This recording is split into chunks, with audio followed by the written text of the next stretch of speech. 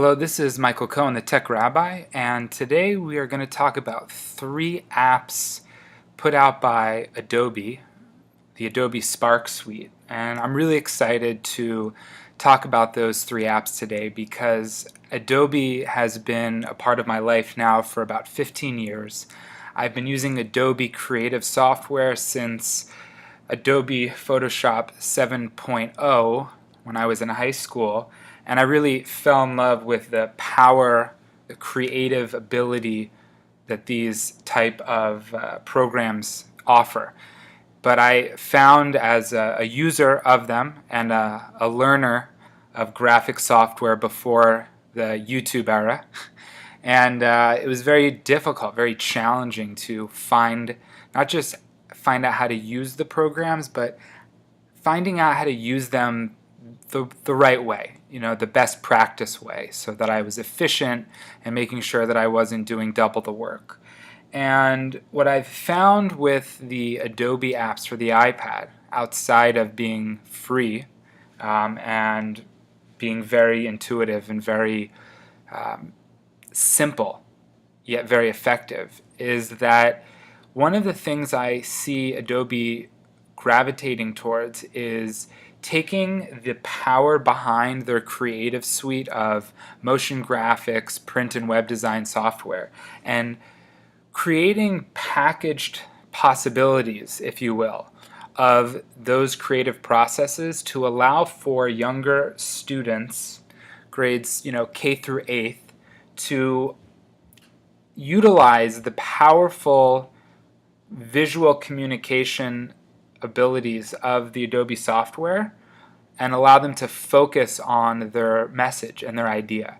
So we're going to talk about the Adobe Spark suite today. We're going to focus on Spark Post, Spark Page, and Spark Video. And what I've done is I created a blog article on the Euro 2016 soccer tournament.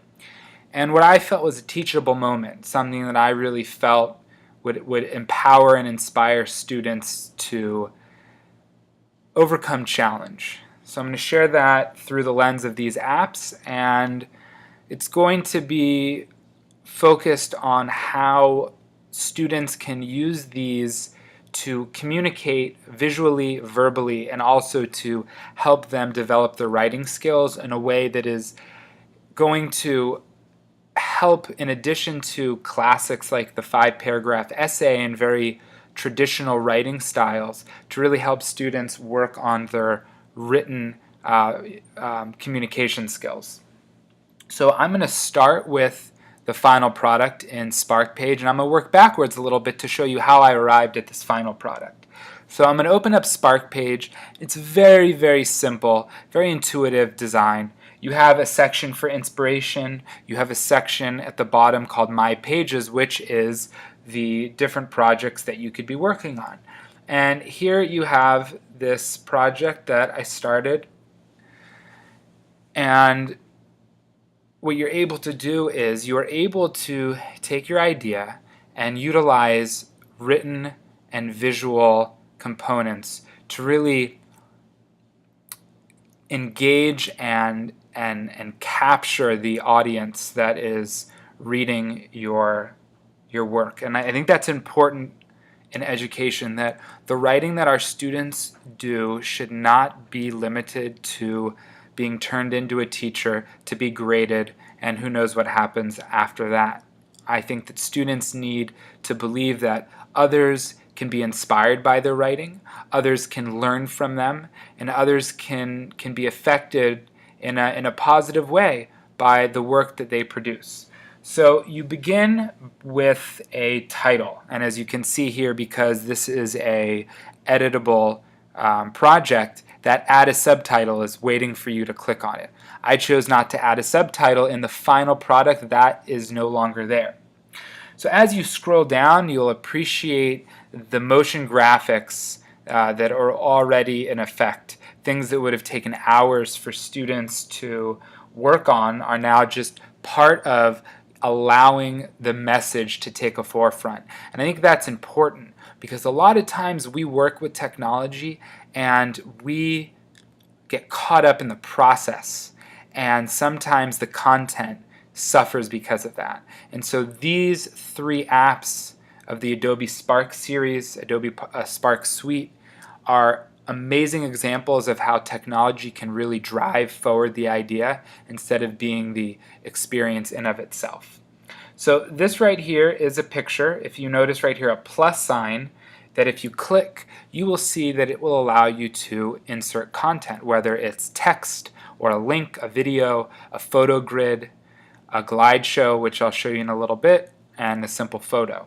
If you click on one of these options, you're going to have a series of choices depending on what you click on, to have quotes and titles and things of that nature. I think it's important to note with the photos that you can pull off your iPad, you can pull off of different storage options at the bottom, but you can also get pictures from Adobe's gallery of Creative Commons photos that they have license for. And as an educator, I recommend searching through that to see if that is an appropriate place for your age of students to be looking, making sure that when you're searching for soccer, that pictures are appropriate and accurate in the search. I think Adobe does a pretty fine job of that filter process, but I think it's important that we always are looking forward and looking ahead when allowing our students to connect to the outside world. So here at this point, I decided that I wanted to insert a photograph, which you can see here was created hashtag Adobe Spark Post. And one of the things that I'm constantly trying to instill in not just my students but the educators that I work with is something I learned about called multimedia learning theory.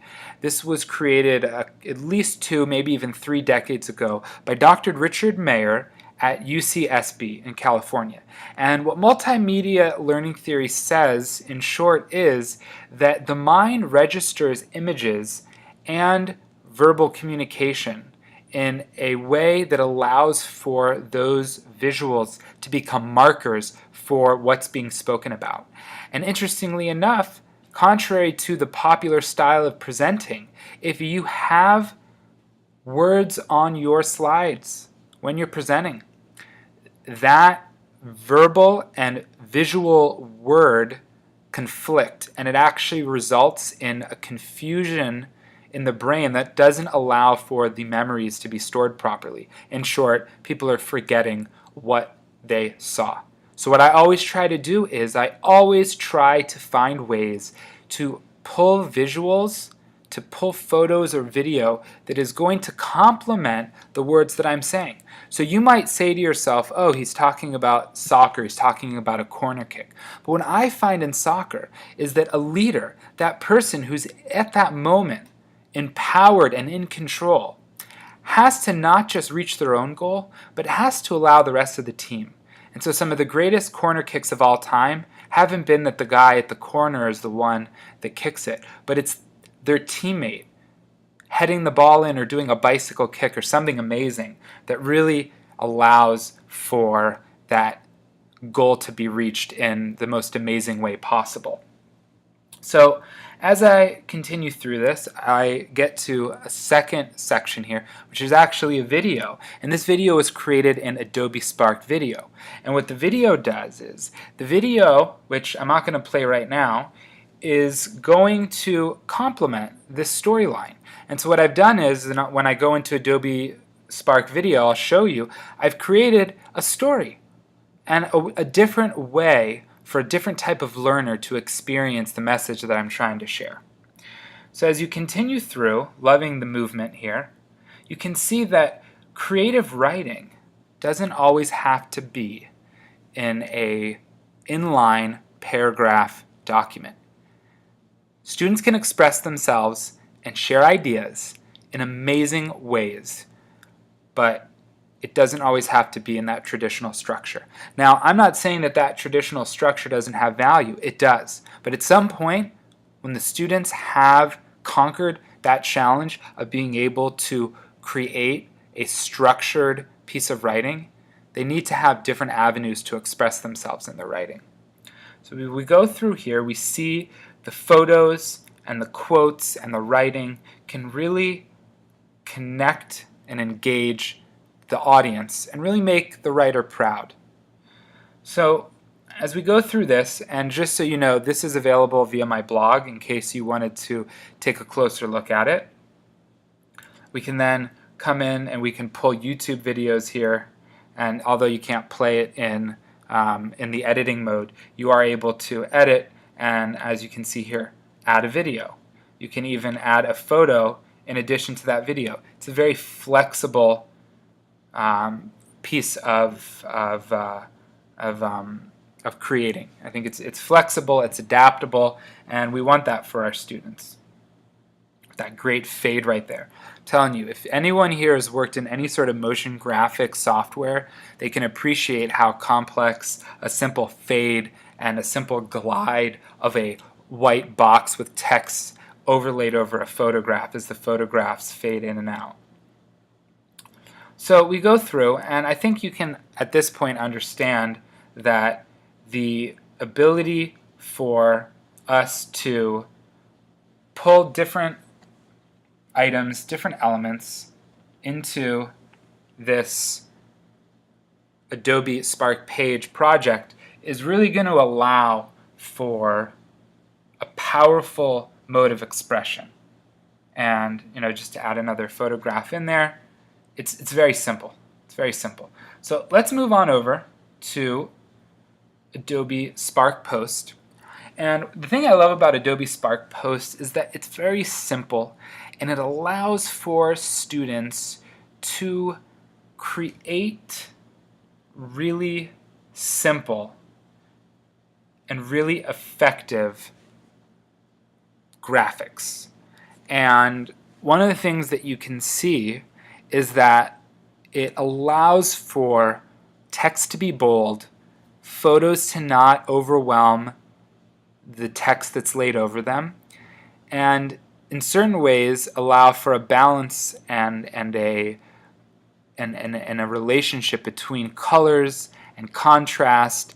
And what Adobe Spark Post does is it sets all that up for you. Now you could sit with your students and you could go through Design 101, different type of concepts, but you're not going to have them overwhelmed the way that maybe Photoshop or Illustrator might overwhelm them. So I'm just going to go into this one quickly. I'm going to edit it, and what you're going to see is that it sets up these preset themes, which are all pretty great, pretty simple, effective, and beautiful looking. And another thing that I love about this is that it sets up colors for you in a way that's really going to allow for color to pop and color to work together. And so you can decide how you're going to utilize the color to be effective. And you could go into a few different variations of this. As you can see, it's got a certain layer to it. And you're also able to go in and you're able to manipulate the photo. You can bring in some animation.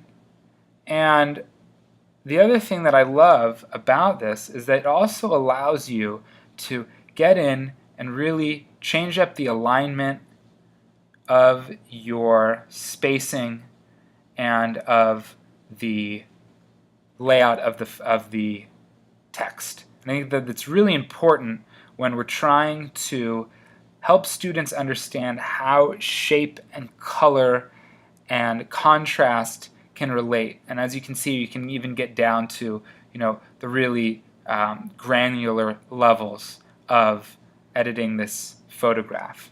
And then you can share this out, you can share it on social media, upload right to Google Drive, and of course save to the camera roll. It's very simple. The next is going to be Adobe Spark Video.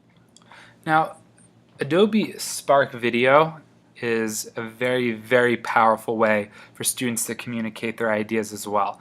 And one of the things that I love about these apps, and I've seen this all the way down to grades 3rd and 4th, and hopefully this year we're going to see experiences that'll be similar in the 1st and 2nd grade level, is that you are able to create a project, share an idea, and be done in a period. This isn't a 3-day project. This is something where students can have proper planning. They learn how to do script writing, they learn how to do storyboard, they learn how to organize their thoughts so that they can be effective and clear in the message that they're trying to share. And they are then able to get into these different apps and work on and finish it and export it and share it and move on. I think that that's really important. Now, just a side note about Adobe Spark Video, because nothing is perfect, so I do have a little bit of criticism of this app, and that is that it is only available in vertical mode. There is no horizontal, there is no landscape mode for this app. And so while I do enjoy the creative ability of using landscape in many apps, including Adobe Post and Adobe Page, video is not available with that option. But with that said, we're able to go into this project and you're going to see a few different features here. One of the features here is that you are able to hold down that red record button and you are able to record. Don't like your recording? Hold it down and re-record again. It'll actually tell you that you are spending a little bit too much time on this one slide because it really wants to keep the visual and the message short.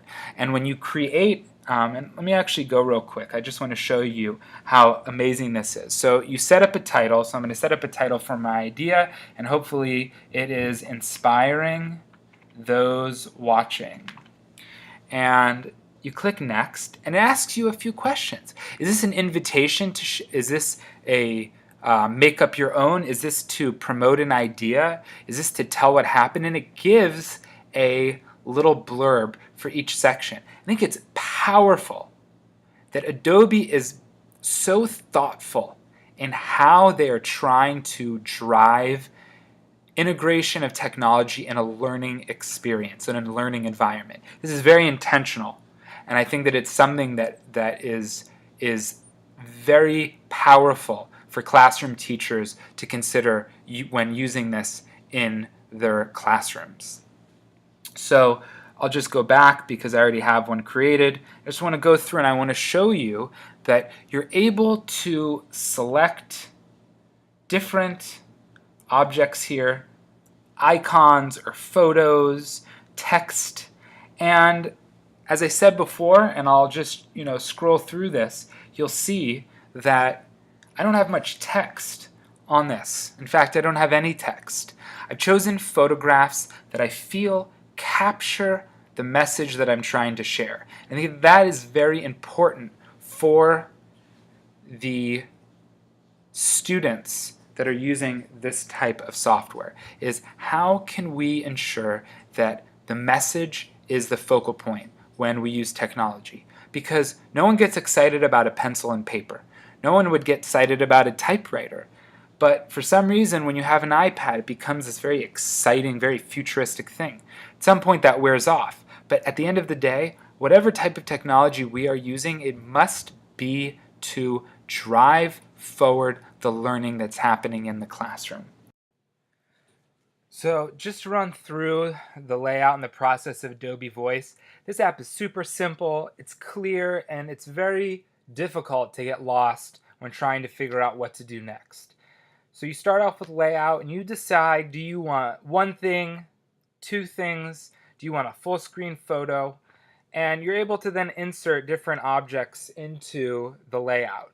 And I think it's really important to focus on those visual components and not on text, because your voice that you're recording is going to drive that message, and you want to have pictures that reinforce that idea or that message. So you can pull up icons, you could search soccer, and you could find different icons that are going to help convey your message. You can also pull photos from the Adobe photo galleries, from your device, also from your digital storage, even from Facebook. And you're able to then hold down the recording and you record your voice. Make sure that you're in line with whatever microphone you're using, whether it's external or internal microphone. And you'll notice after about 10 seconds, it says keep it short. And I think that's really important for us to use as a tool to help our students understand how to be concise.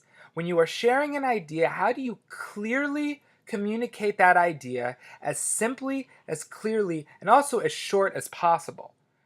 In about 25 minutes, we have covered a mindset and we have covered 3 different applications.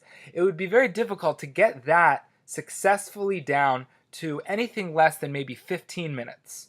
But just to drive home that idea of how students need to be organized and prepared before they begin to create and present information to others.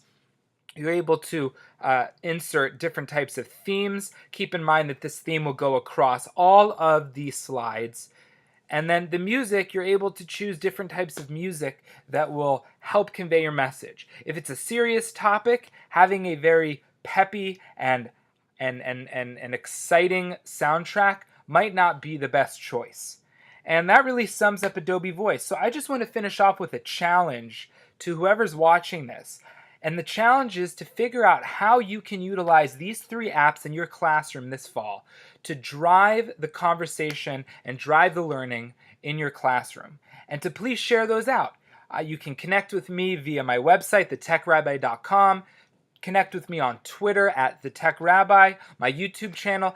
I want to see what you're able to create because I think it's so important for us to appreciate and value how we can share as a global community of educators. Thanks for watching.